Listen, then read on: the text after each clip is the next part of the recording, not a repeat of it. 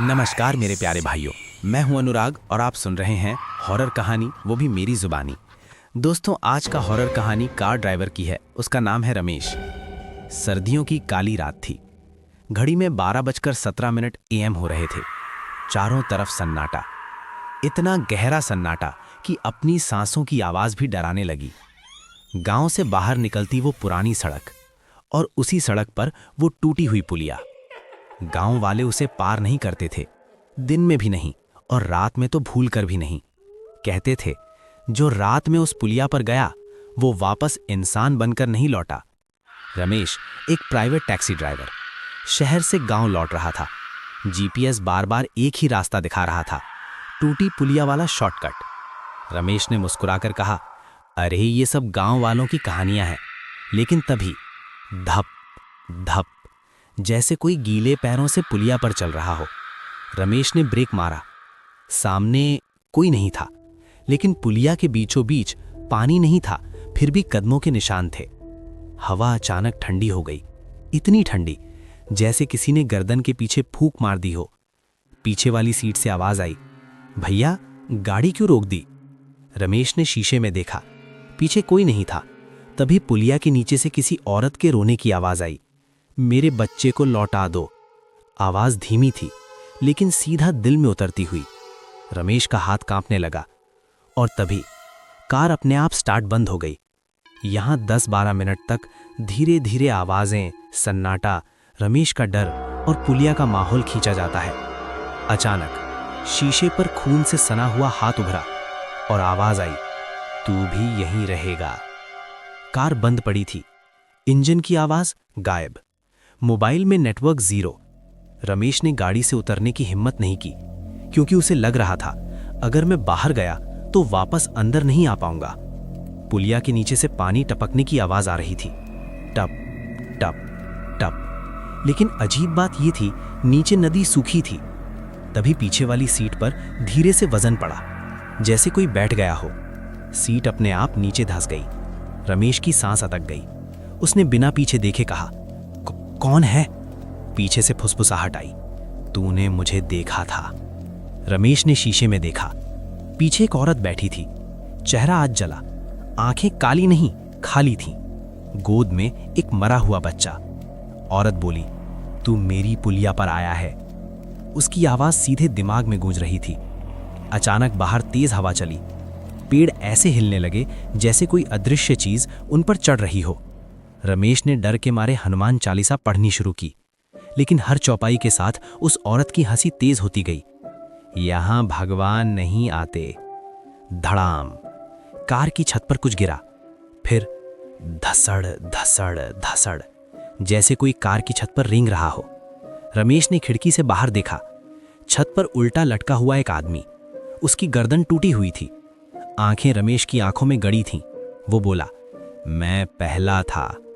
यहां 10 से 15 मिनट धीरे धीरे आवाजें, अलग अलग लोगों की फुसफुसाहट, पुलिया पर मरने वालों की आत्माएं, सन्नाटा और अचानक डर। तभी दूर से एक बाइक की आवाज आई, ब्रर। रमेश चिल्लाया, मत आओ, यहां मत आओ। लेकिन आवाज उस तक पहुंची ही नहीं। एक लड़का बाइक से उतरा। उसने हंसते हुए कहा, अंकल गाड़ी खराब हो गई क्या? रमेश कुछ बोल पाता उससे पहले पुलिया के नीचे से काले हाथ निकले और बाइक वाले लड़के को खींच लिया गया। उसकी चीख, बचाओ ओ, सीधे अंधेरे में गुम हो गई। पुलिया फिर शांत हो गई, जैसे कुछ हुआ ही नहीं। औरत ने रमेश की तरफ देखा और बोली, आज एक गया, अगला तू। कार का इंजन अपने आप स्टार्ट हो गया, लेकिन स्टीयरिंग घूम नहीं रहा था। गाड़ी धीरे धीरे पुलिया के बीच की तरफ बढ़ने लगी। गाड़ी धीरे धीरे पुलिया के बीच रुक गई। इंजन चालू था, लेकिन एक्सेलरेटर दबाने पर भी गाड़ी आगे नहीं बढ़ रही थी। रमेश की आंखों के सामने अचानक सब कुछ धुंधला होने लगा। हवा ठंडी नहीं, अब जली हुई लग रही थी। और फिर सब कुछ बदल गया। 20 साल पहले वही सड़क, वही पुलिया, लेकिन तब वो टूटी नहीं थी, नई बनी हुई थी, मजबूत, चमकदार सीमेंट की। गांव वाले खुश थे। अब बरसात में नदी पार करना आसान हो गया था। उस दिन उद्घाटन था। ढोल नगाड़े बज रहे थे, बच्चे हंस रहे थे, औरतें पूजा की तैयारी कर रही थीं। एक औरत अपने छोटे बच्चे को गोद में लेकर पुलिया पार कर रही थी। उसका नाम था सीता। तभी नीचे नदी में पानी का बहाव अचानक तेज हो गया। आसमान में काले बादल घिराए और किसी ने चिल्लाकर कहा, पुलिया पर मत जाना। लेकिन बहुत देर हो चुकी थी। धड़ाम! पुलिया के बीचों बीच जमीन हिल गई। लोग समझ पाते उससे पहले। धड़ाम! पुलिया का एक हिस्सा टूट गया। सीता का पैर फिसला। उसकी गोद से बच्चा छूट गया।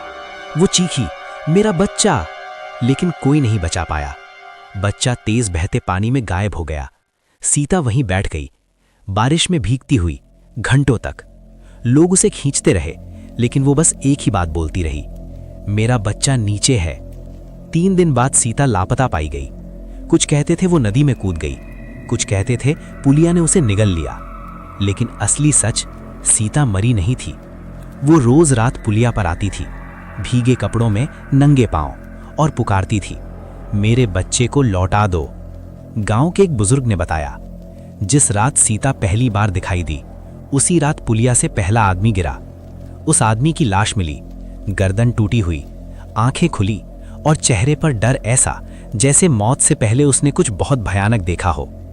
यहाँ 15 से 20 मिनट पुराने गांव वालों की आवाज, अलग अलग मौतों के किस्से, अमावस्या की रात पुलिया से आती रोने की आवाज। हर अमावस्या को कोई ना कोई गायब होने लगा और पुलिया धीरे धीरे टूटती चली गई, जैसे कोई उसे अंदर से खा रहा हो। वर्तमान में वापसी। रमेश की आंख खुली। वो फिर कार में था, लेकिन अब उसे सब समझ आ चुका था। पीछे बैठी औरत वो सीता थी और गोद में पड़ा बच्चा वही खोया हुआ बेटा। सीता ने धीरे से कहा, मुझे इंसाफ चाहिए। और तभी पुलिया के नीचे से सैकड़ों हाथ बाहर आए। पुलिया के नीचे से सैकड़ों हाथ निकल चुके थे, काले, गीले, हड्डियों जैसे पतले। हर हाथ में मिट्टी और खून की बदबू थी। सीता की आवाज अब रोने वाली नहीं थी, अब वो हुक्म दे रही थी, जो यहां आया है वो जाएगा नहीं। रमेश का शरीर जैसे जड़ हो गया था। वो देख रहा था, पुलिया के दूसरे छोर पर कई लोग खड़े थे, लेकिन वो लोग नहीं थे। पहला साया, एक स्कूल ड्रेस में बच्चा, आधा शरीर टूटा हुआ। वो बोला, मैं रोज स्कूल जा रहा था। दूसरा साया, एक बुजुर्ग आदमी, हाथ में लाठी, मैं रात को पूजा करके लौट रहा था। तीसरा साया, वही बाइक वाला लड़का, उसकी आवाज कांप रही थी, मैंने अंकल की बात नहीं सुनी। सबकी आंखें एक जैसी थीं, खाली।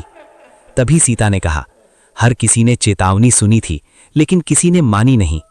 यहां 10 से 15 मिनट, हर आत्मा की छोटी कहानी, कैसे वो पुलिया पार करते हुए मरे, आखिरी चीख, टूटती हड्डियों की आवाज। रमेश ने कांपते हुए पूछा, मुझे क्यों? सीता की आंखें पहली बार उस पर टिकी, क्योंकि तूने मुझे देखा, और देखा हुआ कभी छोड़ा नहीं जाता। पुलिया अचानक हिलने लगी, सीमेंट में दरारें पड़ने लगी। नीचे से तेज आवाज आई, अब पूरा करो। सच जो कोई नहीं जानता था, पुलिया हादसा नहीं थी। वो पुलिया जानबूझकर घटिया सामान से बनाई गई थी। ठेकेदार, इंजीनियर और कुछ गांव वाले सब मिले हुए थे। सीता का बच्चा सिर्फ पानी में नहीं बहा, वो मार दिया गया था। जब सीता को सच पता चला, वो रोई नहीं, वो हंसी। और उसी रात पुलिया पर पहली बार काली पूजा हुई। लेकिन पूजा अधूरी रह गई, और वही अधूरी पूजा शाप बन गई। सीता की आवाज गूंजी, जब तक सच्चाई बाहर नहीं आएगी, कोई पार नहीं जाएगा।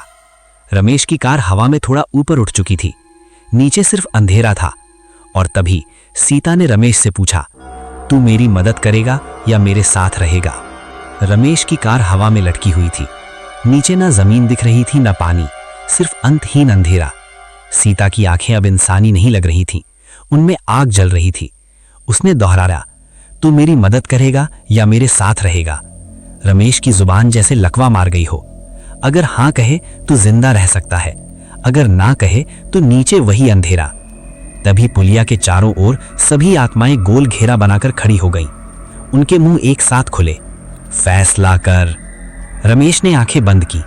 उसके दिमाग में उसकी मां की आवाज गूंजी, सच का साथ देना, चाहे जो हो। उसने कांपते हुए आवाज में कहा, मैं मदद करूंगा। अचानक सब कुछ बदल गया। तेज हवा चली, आसमान लाल हो गया, पुलिया पर काले चिन्ह उभर आए। सीता जोर से चीखी, तो देख वो सच जिसे दबाया गया था। दृश्य बदला, 20 साल पहले की वही रात। रमेश ने देखा ठेकेदार, इंजीनियर और गांव के 2 बड़े आदमी पुलिया के नीचे काली पूजा कर रहे थे। बीच में एक छोटा बच्चा बंधा हुआ था। वही बच्चा, सीता का बेटा। सीता दूर खड़ी सब देख रही थी।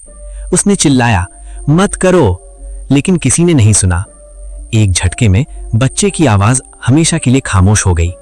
सीता वहीं गिर पड़ी। उसकी आंखें खुली थीं, लेकिन उनमें अब मां नहीं थी।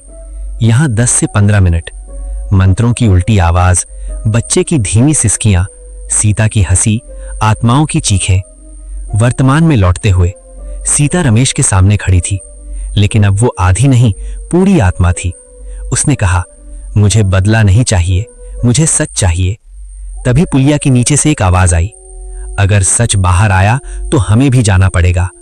वो आवाज आत्माओं की नहीं थी, वो आवाज अंधेरे की थी।